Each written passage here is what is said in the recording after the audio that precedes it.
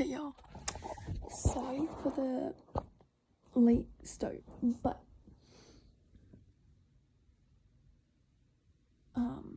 yeah. Anyways, I'm kind of blanking because it's like almost 8:30 p.m. and I have school tomorrow. We have to take the pre-ACT. You do it freshman, sophomore year, and then junior year you take the practice ACT, and then you take the actual ACT your senior year. So, alright. So, without further ado, this is the book I'm going to be reading, and for each video, it's going to be one chapter each video, unless I say so. Anyways, so it's called You Don't Have a Shot, and it's by Racquel Marie.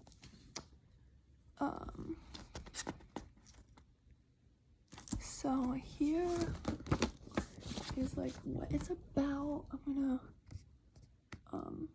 pause it so you can read it.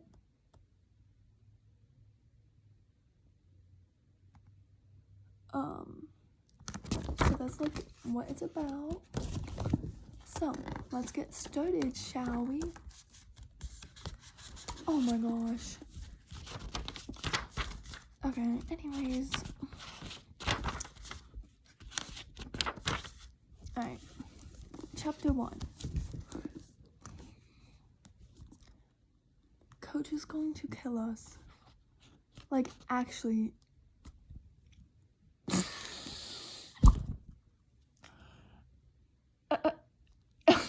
Okay.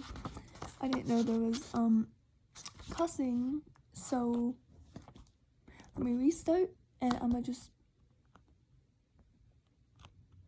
blank and then keep going. Okay. Coach is going to kill us. Like, actually. Possibly bench us for our senior year, kill us. In my defense, I only went to the beach with the rest of the team last night to keep them out of trouble and make sure they at least marginally practiced.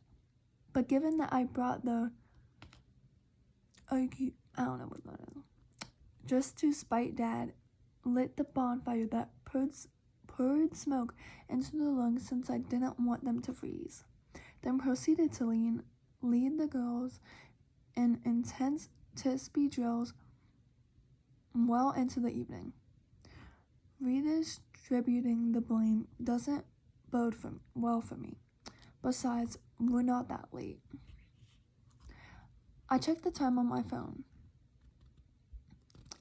Still scrubbing my teeth and tongue clean of any lingering booze, I shout around my toothbrush that Ovi and Diana need to haul or I'm leaving them behind and telling Coach to let the bench warmers take a crack at their positions. They're two of our best players, and Ovi is Coach's daughter, so it's an empty threat. But when you're captain, it's inevitable that you make it every once in a while, even to your best friends. Checking that your breath is fresh for when you see your girlfriend? Diana's head pops into the doorway. Her short, dark curls already pulled into a high ponytail and flyaways pushed back with navy blue pre-wrap that matches our jerseys. I spit into the sink. Some of us just care about basic hygiene. I toss her my deodorant. Stench is a secret weapon, my friend, she replies, winking. Thankfully, she still uncaps the deodorant and applies it liberally. None of us had time to shower, and even wearing a clean uniforms that we dosed in an accent bottle of vanilla body spray we found in Ovi's bag, we reek. Don't get Val, I think, but there's an E. All flustered before the game. Ovi shouts, as she runs past the bathroom, slides in hand. Her voice echoes down the hall. Where are my cleats? Go help your actual girlfriend before we end up later than we already are. I told Dina. She rolls her eyes but leaves. If Ovi's cheer moments later is any indication, Dina found her cleats. I splash my face with water and kick Dina's bathroom door shut before I do what I always do before a big game. I give myself 7 seconds to panic, 7 seconds to worry that this will be a winning streak over, my best shot at a college scholarship, out the door, another victory for Letisa and failure in Dad's eyes. Okay, there's like number changes. Okay. 1. The Hillcrest Tigers have a top-tier coach who was flown in from Brazil to train them. I love Coach, but her credentials don't compare, and their season's undefeated streak rivals our own. 2. The Venn diagram of players who got wasted last night and players who sprinted up and down the sand for hours per my equally wasted commands, ankles and knees wobbling about, would be nearly a perfect circle. If anyone got more than 4 hours of sleep and didn't wake up sore, it would be a miracle. 3. Even when we're playing at our best, Hillcrest is a better team. I can admit that to myself in the privacy of my head, even if I deny it out loud. We're playing at a disadvantage after last night. If we lose like this, hungover, sleep-deprived, bodies aching from my drunken, self-sabotaging antics, they don't get anything. Not really. She doesn't get anything. 5. But if we lose, I'm toast. 6. Lecha? I don't know how to pronounce that stuff. Ortez. Panama since I was 11 years old. Hillcrest team captain and the biggest obstacle standing between me and my goals. Literally. 7. Dad. Dad will be watching. I took a deep breath and tugged at my Ravens jersey so the large white number 7 across my back isn't so wrinkled. The panic still brims underneath the surface, but I'll keep it at bay because I have to. I throw the door open, hike my bag onto my shoulder, and grab my car keys.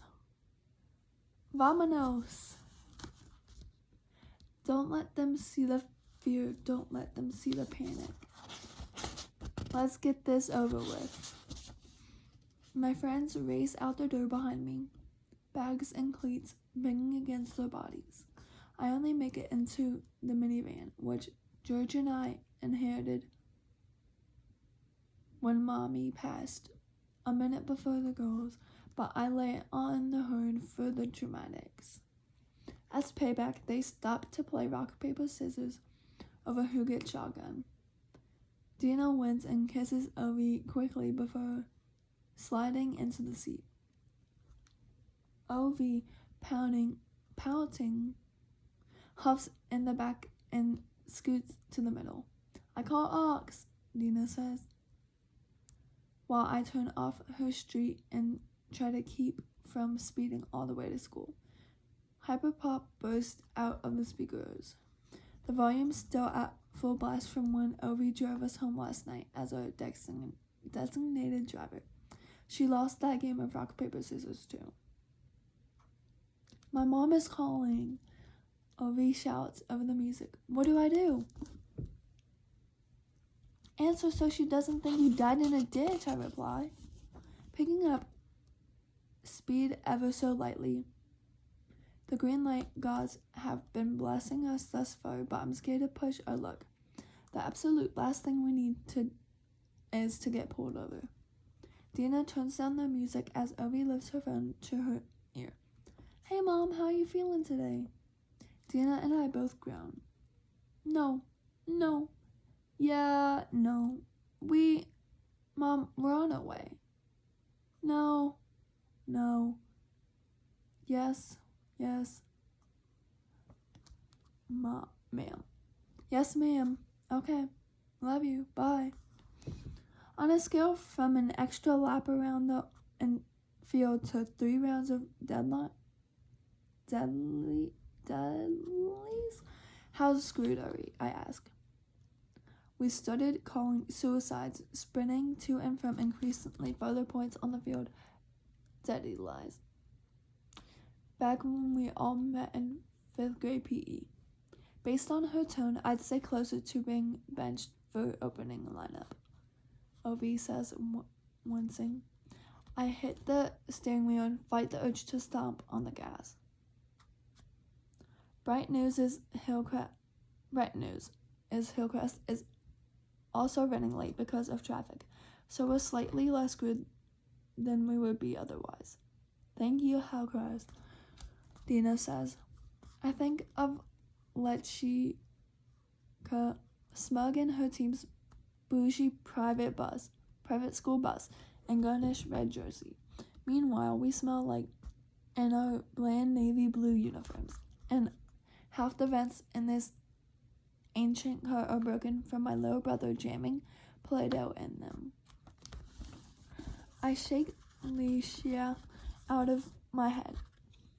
My mind starts to shrink down to the precision it reaches during a game. Nothing to focus on but me and the ball. Every thought fading into instincts that have been drilled into me from the time I could walk. My friends must notice my mental shift because Dina whips out her earbuds and plugs them into her phone, privately blasting her music.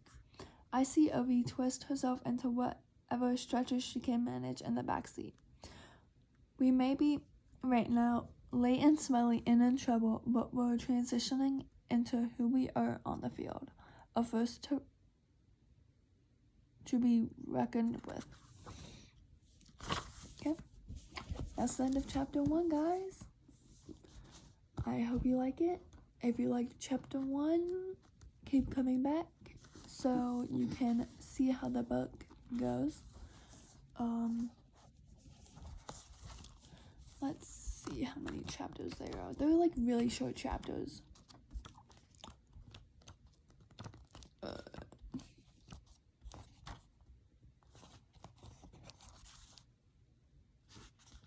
There's an epilogue, so that's like after that. There's 369 pages, and there is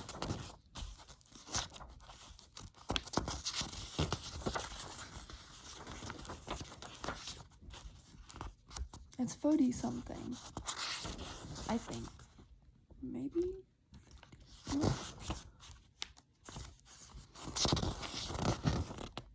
33 chapters. So, alright, I'll see you guys for chapter 2.